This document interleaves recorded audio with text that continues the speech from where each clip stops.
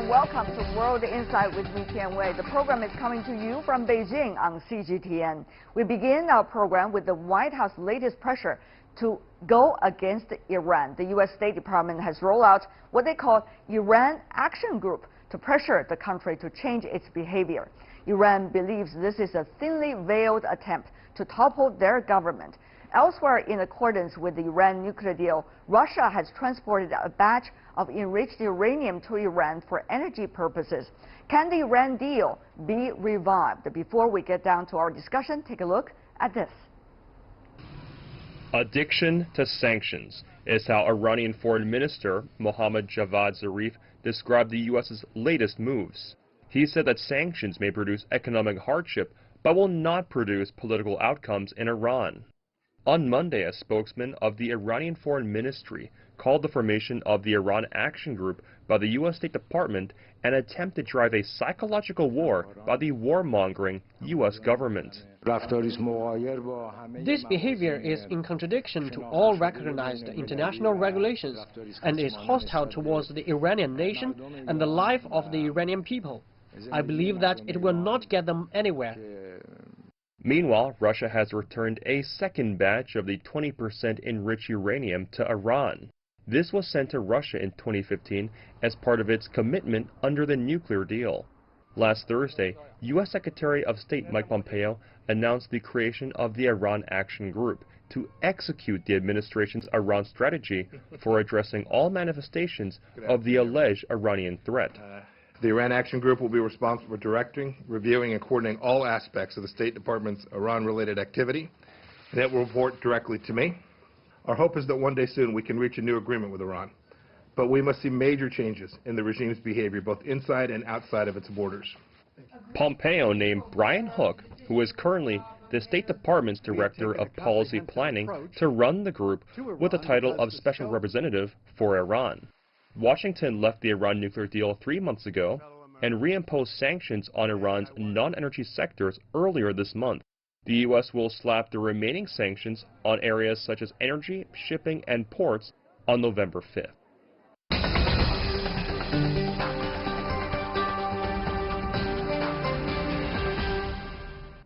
On the issue of Iran, we are joined in Beijing by Ambassador Hua Liming, former Chinese ambassador to Iran and a distinguished research fellow at the China Institute of International Studies. Good to see you, sir. Also joining us in Beijing, we have Einar Tangen, who's our current affairs commentator. Good to see you. In Moscow, we invited Mark Sloboda, an international relations and security analyst.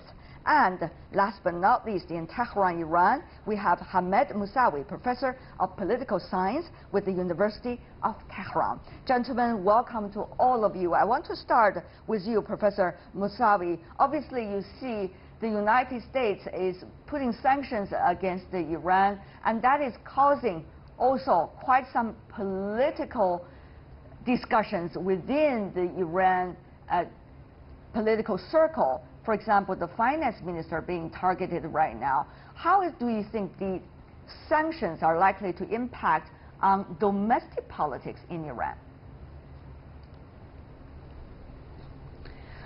They will definitely impact domestic politics, and the reason is because the administration of Hassan Rouhani essentially came into power 5 years ago on a mandate to improve Iran's economy vis-a-vis a nuclear deal. And of course the Rouhani government was able to reach the nuclear deal with the international community. Nevertheless, since the United States has decided to withdraw from the nuclear deal, a lot of the sanctions that had been lifted are coming back. And even though Iran is trying to continue the nuclear deal with the Europeans as well as the Russians and the Chinese, Iran is finding that a lot of companies are actually leaving Iran, and this is non-American companies, because the United States is threatening them with sanctions. Right. Now, if this trend continues and Iran's economy deteriorates, then that would have negative consequences for Rouhani's administrations and Rouhani's political backing, especially in the parliamentary elections that are going to be held next year. That's true. Ambassador Hua, this is not the very first time, of course, that Iran faced the U.S. sanctions. This is not the biggest scale either that Iran has ever faced the U.S. sanctions. But the question is, this is already the first time after the Iranian nuclear deal that has been done. So what is likely, do you think, its impact on the domestic politics in Iran? Is that going to be the most dangerous thing for Iran? Of course, this is very serious sanctions against Iran. But Iran has been sanctioned for 4 decades from the very beginning. When you were there, sanctions were there. When I was there, the sanctions started. So actually the Iranian government and the Iranian people, they got used to that kind of life. And they learned many ways to deal with that. Like what? Of course, like the oil export. Oil exports, well, from time to time was banned. But Iranians, they had found their ways to export their oils by this or that way. So even their military equipment, they could get it from the market. And you know, they don't have the Boeing planes, they don't have the Airbus, but they got the spare parts from everywhere of the world. So I think really it's very serious for Iran and for Iranian people, but Iranian had gotten used to that. I see. I lived in Iran when during the war between Iran and Iraq. That was a very hard time and much worse than the situation today, but they lived. But the world has also been changing, I have to say. Mr. Sloboda, from Russia's perspective, on the one hand, Russia and Iran have been working together, I mean, at least on the issue of the United States, but on the other hand, Russia and Iran are both oil exporters. So there's quite a complex, people say, mixed feelings coming from Moscow about the latest sanctions the U.S. has toward Iran. Mr. Sloboda. Yeah, first of all, I think it needs to be said that these sanctions are not just against Iran. The United States is sanctioning European companies, including European state companies. It is sanctioning Turkish companies. It is sanctioning Russian and Chinese companies. It is sanctioning anyone who dares, in their estimation, to do normal business with Iran. In fact, it's sanctioning its own allies in the government it installed in Iraq. It's sanctioning Iraqi companies, which is not going to improve its relations with that company either. Russia regards Iran as a firm strategic partner and ally. They have a mutual defense pact with the company. They do have numerous energy deals between the two of them, Russia helping develop Iran's energy fields, as well as nuclear deals with Russia building Bushehr, Iran's nuclear power plant, and helping them maintain and working forward with Iran's completely legal nuclear energy program, as is their right as a state under the nuclear non-proliferation treaties. So Russia regards this unilateral move by the United States pulling out of a UN Security Council approved treaty as very unwise and destabilizing to the entire region and the world. Well, Mr. Tangen, since you are coming from the U.S. originally, probably I pose some question to you about that as well. It is not just the U.S. sanctions against the countries who are dealing with Iran, but also the U.S. has been quite active in approaching other partners. For example, Israel. We have seen John Bolton has been meeting with Netanyahu coming from Israel this week. So what do you make of the next step, do you think, that Washington could have about Iran, given the fact this is already the heaviest sanctions, and yet we are seeing midterm election coming up? So Iran, will that be used further as a political stake for Donald Trump for exchange with other political gains? Well, it's quite possible. You know, the guessing game in Washington, D.C. is what will Donald Trump do next. Just when you think that it's impossible, he does something that defies convention. And this is exactly what it is. I mean, breaking an international treaty unilaterally without giving any reason other than, quote, I don't like it, is not useful. But this idea, the Iranians are having the same problem that everyone else is having, and that is exactly what does the U.S. want? In some instances, people are saying, look, I don't think they want anything. I think they just want to be dominant, and they want everyone to surrender. Basically, it's kind of like South Korea. They signed a FTA with the United States very quickly when they were negotiating the North Korean crisis, but only later do we find out that they're subject to 301 investigations. So this is a very chilling thing for most countries. They just say, he doesn't want anything. He wants to impose his will. There's a strong feeling that the U.S. feels it's running out of time and that it needs to exert its authority while it still has strength. Well, at the same time, having what you just said, Professor Musawi, how should we, or should we understand Iran's realities now? I mean, Iran used to accuse the United States of not necessarily implementing the policies and the promises and not being credible, and now it seems that the rest of the world has also recognized that, at least under this administration so far. So does it bring less burden, moral burden at least, for Iran? Will that create any kinds of further opportunities for Iran to break the current sanctions? Or just no matter what, the U.S. still have the dominant voice already, and therefore Iran, as it used to be, has to go through this round of sanctions as it always been? Yes, so it's very true, as you point out, that there is a very severe mistrust of the United States within Iran. And the reason for that is because the current nuclear deal is the result of several years of intense diplomacy, and it was actually enshrined in a United Nations Security Council resolution, so it is actually international law. Nevertheless, the United States decided to withdraw, even though Iran was completely abiding by the deal according to the IAEA, which has actually published 11 reports in that regard. So the issue right now is, if the United States cannot be trusted regarding the current deal that we have, how can we negotiate on another deal, as Donald Trump points out, as a supposedly more comprehensive deal? How can we trust the United States in abiding by a new deal when it's not even abiding by the current deal? And as you point out, I think the entire international community, except for Saudi Arabia and Israel, have realized that. And actually, Iran is trying to continue the deal with Russia, China, and the Europeans. The Europeans are actually currently working on a package of economic incentives for Iran to keep the deal. Nevertheless, we have to point out that the Donald Trump administration is really acting like a very big bully in this regard, and they are even bullying the Europeans. But for now, we've seen, Mr. Tengen, the United States should see that Iran is building fighter jets, it's building missiles, as a result of the insecurity of America's lack of credibility to implement some of the international agreements, for example, the Iran nuclear deal.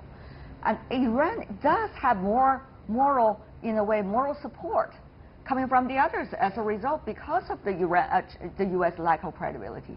So do you think Washington understand that what's going to be the next step could be also devastating for Washington itself in the longer term, which is being discarded as irrelevant?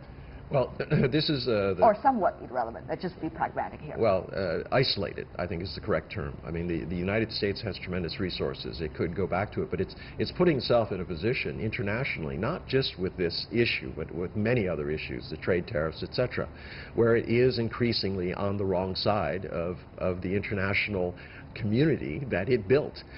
Every multilateral entity in the world was, in essence, spearheaded by the U.S., and now they are rejecting it.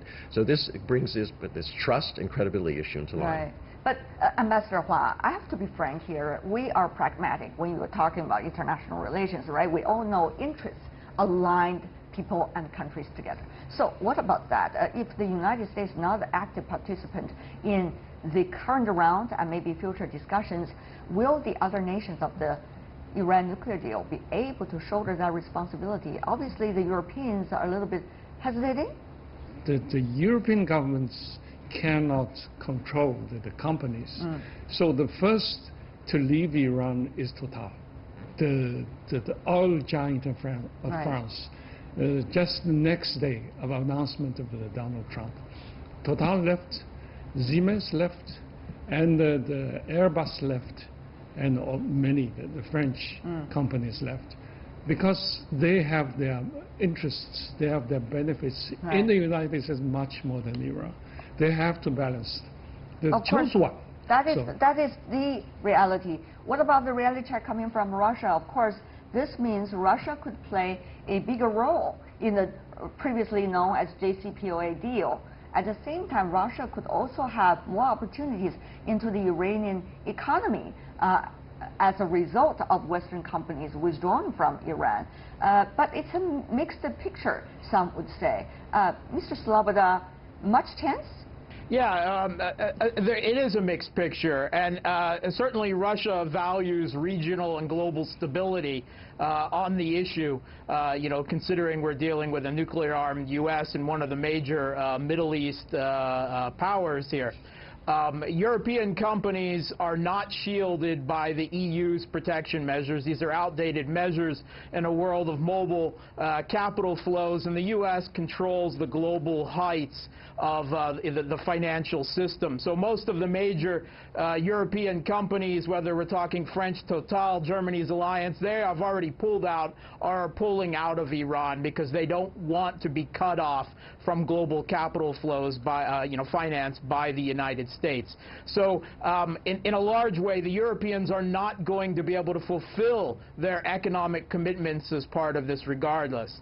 Now, Russia and Chinese companies are somewhat more insulated from years of sanctions against their own countries by the United States. In fact, the U.S. is either sanctioning or tariffing a good portion of the world in an economic war right now, and Russia and China are already fairly insulated from this. So there is room for Russia to gain, and perhaps even Turkey, to gain footholds, particularly in energy and other businesses in Iran, as the Europeans pull out. And in fact, the U.S. is obviously moving towards conflict with Iran. They're setting up special operations centers in the State Department, and they've already done so in the CIA. They're building up this Mujahideen Khalq, MEK, this terrorist group in Albania, where Giuliani and Bolton and Nancy Pelosi have all spoken about regime change in Iran. They're obviously moving there. I don't think they'll actually be able to regime change Iran, and Russia faces the prospect that they are allies with Iran, but conflict in the region is going to raise global oil and energy prices quite high, which will conversely benefit both the Russian and the Iranian economies. Having said that, though, what about China? China is certainly one party of the six JCPOA. Well, at the same time, we have seen, Mr. Ambassador Hua, there has been reports coming out suggesting Chinese companies doing legal business with DPRK companies that are being, in a way, sanctioned by the United States. We have just heard that news coming from the weekend. So obviously China is also vulnerable, but at the same time China wants to be insisting on the issue of Iran nuclear deal. So how will China keep that balance, Ambassador Hua? In bilateral relations between China and Iran, for 40 years, there has been always an American factor. China has been always under pressure of the United States to have something more than the United Nations Council. So this time, naturally, I think Donald Trump's administration will ask China to follow whatever the U.S., but I don't think China will 100% follow what the U.S. has done. And one Chinese oil company has been sanctioned during the 2012, and one Chinese bank, Kunlun Bank, has been sanctioned too. So I think it could happen. But China is ready for that? Yes, I think so. All right. Mr. Tengen, about that also, we see that the U.S. is setting a very bad precedent about how to work on the nuclear deals with JCPOA being scrubbed off by the current administration. Nobody expects that the U.S. would follow its moral standard, if it still has one, on the DPRK issue. Secondly, you also see the businesses being disturbed further as a result of the latest round of sanctions. Thirdly, we see not only the U.S. is coming in as a disruptor toward the international trade mechanism, but also to some of the important trade interactions bilaterally, other countries with other countries, for example, with Iran, coming from the European countries. So these three layers are put together. Many really question even further about the U.S. credibility. Not just scrap off JCPOA, but further, even impose further sanctions, the largest scale of sanctions toward Iran this time. Mr. Tanya. Well, this question about what the United States wants under Donald Trump is something that bothers everybody. And as I alluded to before, there are many people in the government, in the U.S. government, who feel that this is the U.S.'s last chance to hold political, economic, and military hegemony, and to use that to keep itself in place. If it waits another 10 years, there will be no opportunity. China and the rest of the world will have grown to such an extent that it will be impossible for the U.S. to impose their will. Now, what's behind this? A lot of people say it's selfishness, but there is an ideological component, this American exceptionalism, this idea that the whole world should fit into a little neat post office, which is democratic capitalism, liberal. So this is, in theory, what's going on behind this. It's just not as clear that it's very well demarcated. You cannot go around using this kind of playground bully exercise and think that you're going to get the rest of the world to willingly follow you. All right. Well, we have to wrap it up over here, but thank you so much, gentlemen, for being with us. I know the situation will evolve, and certainly we are going to tap on your doors for your expertise once again. Thank you so much, gentlemen, the four of you, for being with us. Really appreciate it.